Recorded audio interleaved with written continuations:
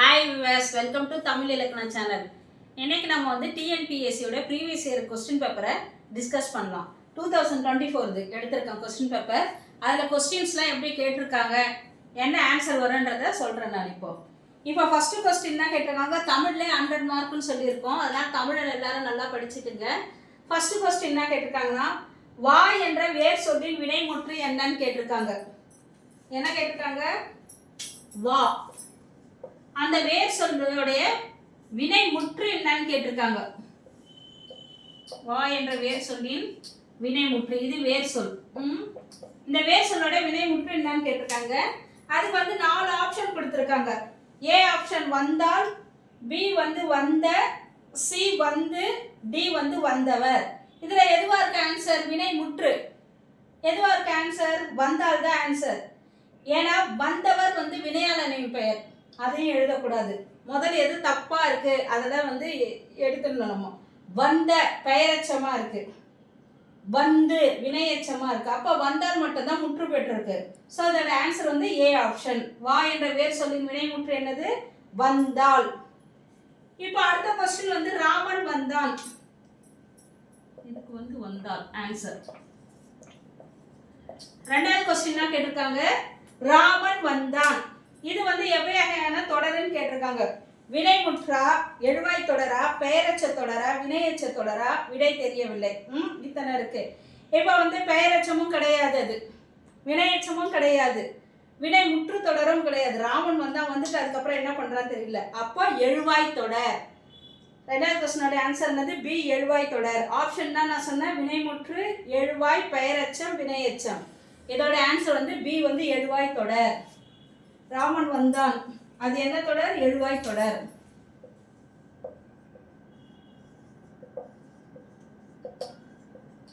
என்ன தொடர் அது? எழுவாய் தொடர். முதல் எது இல்லைன்றத ஃபர்ஸ்ட் கவனிச்சு பார்த்துக்கணும். அப்புறம் ஈஸியா ஆன்சர் கண்டுபிடிச்சிடலாம். அடுத்து வந்து இது வந்து நான் உங்களுக்கு சொல்லித்தரேன். இப்போ சொல்லிடுற ஆன்சர் என்னன்னு சொல்லிட்டு, எதுகை முனை எப்படி கண்டுபிடிக்கணும்னு சொல்லிட்டு நான் ஒரு கிளாஸ் எடுக்கிறேன், அப்போ பார்த்துக்குங்க. இப்போ சொல்கிறேன். ஒரு அடியில் முதல் 3 4ஆம் சீர்களில் முதல் எழுத்து அளவத்து நிற்பது, 2ஆம் எழுத்து ஒன்றி வர தொடுப்பது என்ன எதுகை ஆகும் அப்படின்னு கேட்டிருக்காங்க. அதுக்கு ஆன்சர் கூழை எதுகை, கீழ்கதுவாய் எதுகை, ஒருவு எதுகை, மேற்கதுவாய் எதுகை. இதுக்கு ஆன்சர் வந்து மேற்கதுவாய் எதுகை. இதை ஒரு கிளாஸ் நடத்தி அதில் சொல்லித்தர, அப்போதான் புரியும். இது ஆன்சர் வந்து இப்போ பார்த்துக்குங்க. மேற்கதுவாய் எதுகை. இது வந்து மீனிங்ஸில் கேட்டிருக்காங்க. புக்கில் இருக்கு, சமச்சீர் புக்கில் இருக்கு. இந்த இது நனந்தலை உலகம் அப்படின்னா என்னன்னு கேட்டிருக்காங்க. நனந்தலை உலகம் அதோட மீனிங் என்னன்னு கேட்டிருக்காங்க. அகன்ற உலகம், மலை சூழ் உலகம், நீர் சூழ் உலகம், மழை தரும் உலகம். இது தெரிஞ்சு வச்சுக்கோங்க. அப்படின்னா என்னது? அகன்ற உலகம். நனந்தலை உலகம்னா என்ன இருக்கும்? அகன்ற உலகம். அப்புறம் வந்து ஒரு பழமொழியை நிறைவு செய்கன்னு ஒரு கொஸ்டின் கொடுத்திருக்காங்க. மரத்தை இலை காக்கும், அதுக்கு 4 ஆப்ஷன் கொடுத்திருக்காங்க.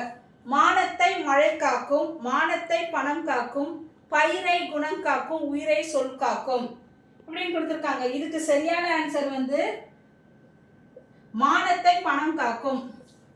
மரத்தை இலை காக்கும், அதுக்கு சரியான பழமொழி கொடுத்து நிறைவு பண்ண சொல்லியிருக்காங்க. அது என்னன்னா மானத்தை பணம் காக்கும் ஆன்சர் அது.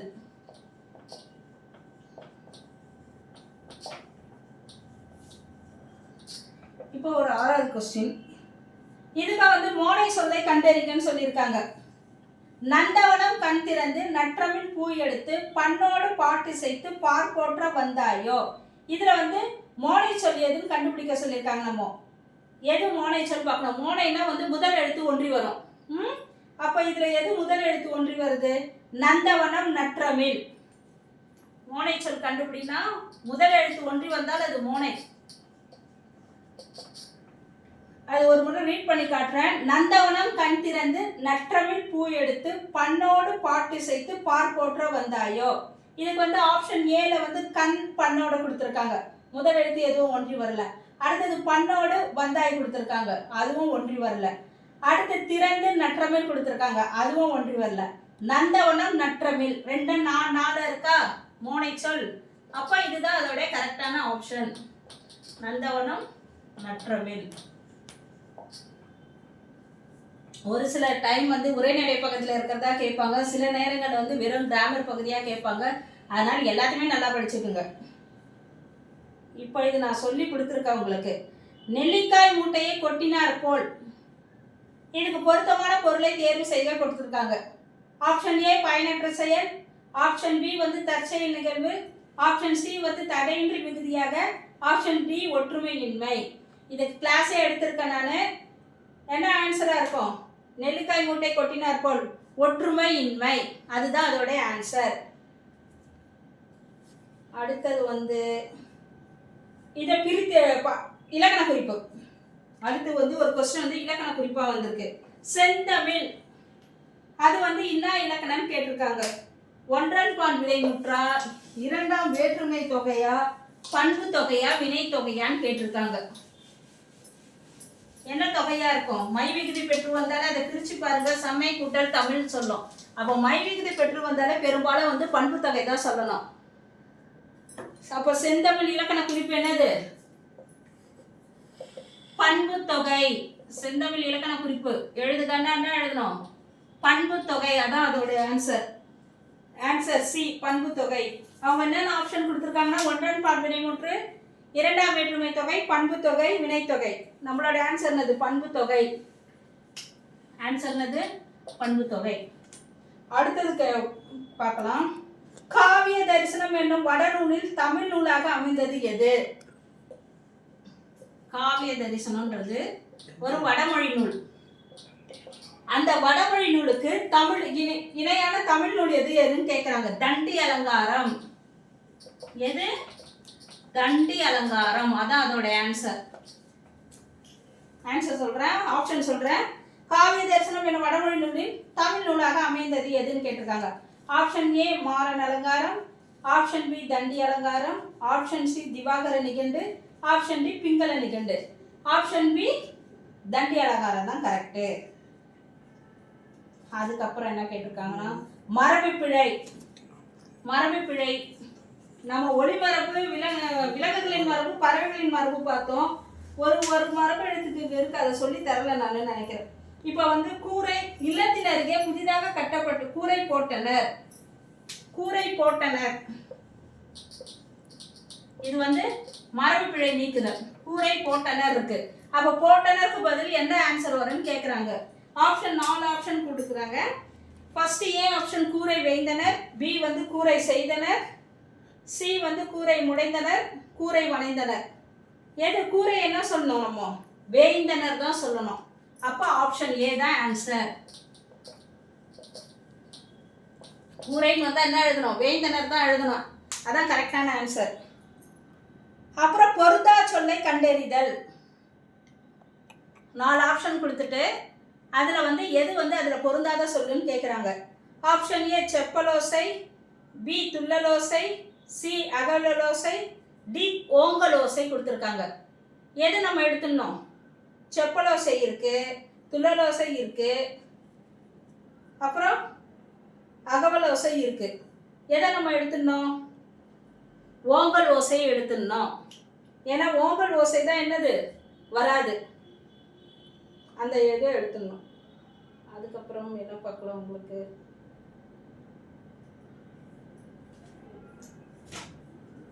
செந்தமிழ் வந்தா செந்தமிழ் வந்தா பண்பு தொகை, காவிய தரிசனம் வந்தா தண்டி அலங்காரம், கூரை வந்தா என்ன எழுதணும்? கூரை என்ன எழுதணும்? கூரை வேய்ந்தனர் எழுதணும். இப்போ இன்னும் ஒரு 10 கொஸ்டின் சொன்னா பார்க்கலாம். நம்ம செந்தமிழ் கேட்டா என்ன எழுதணும்? அந்த மை விகுதி பெற்று வந்தாலே அது என்னது? பண்பு தொகை. மை விகுதி பெற்று வந்தாலே அது என்னது? பண்பு தொகை. அருவிகுதி பெற்று வந்தா அது என்னது? வினையால் அணையும் பெயர். அருவிகுதி பெற்று வந்தா அது என்னது? வினையால் அணையும் பெயர்.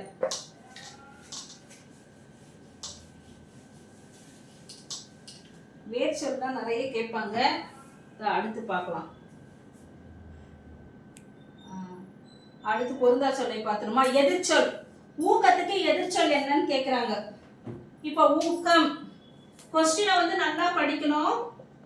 எதிர் சொல் கேட்டிருக்காங்களா, பொருந்தாத சொல் கேட்டிருக்காங்களா, இல்லை பொருந்த இல்லாததை கேட்டிருக்காங்களான்னு படிக்கணும். இதுக்கு எதிர் சொல் தான் கேட்டிருக்காங்க. அங்கே வந்து என்ன ஆன்சர்? ஏ ஆப்ஷன் ஆர்வம், பி வந்து உற்சாகம், சி சோர்வு, டி வந்து தெளிவு. இப்போ நம்ம எந்த ஆன்சர்? ஆப்போசிட்ன்றதுனால சோர்வுன்னு எழுதணும். ஆப்போசிட் எதிர் சொல்லுன்றதுனால என்ன எழுதணும்? சோர்வு எழுதணும். ஓகேவா? அதுக்கப்புறம் வந்து பிரித்து எழுதுகிற ஒன்று நீளுழைப்பு. நீளுழைப்பு பிரித்து எழுதலாம், கவனமா பிரித்து எழுதணும். ஏ ஆப்ஷன் நீள் கூட்டல் உழைப்பு, பி ஆப்ஷன் நீள் கூட்டல் உழைப்பு, நீள் கூட்டல் உழைப்பு, சி ஆப்ஷன் நீண்ட கூட்டல் உழைப்பு, டி ஆப்ஷன் நீள் கூட்டல் உழைப்பு. எதை எழுதணும்? நீளு கூட்டல் உழைப்பு இருக்குன்னு சொல்லிட்டு அதை எழுதக்கூடாது. இல் பிளஸ் ஊ தான் லூ வரும். அப்போ ஆப்ஷன் சி நீள் கூட்டல் உழைப்பு இதுதான் எழுதணும். என்ன எழுதணும்? நீள் கூட்டல் உழைப்பு.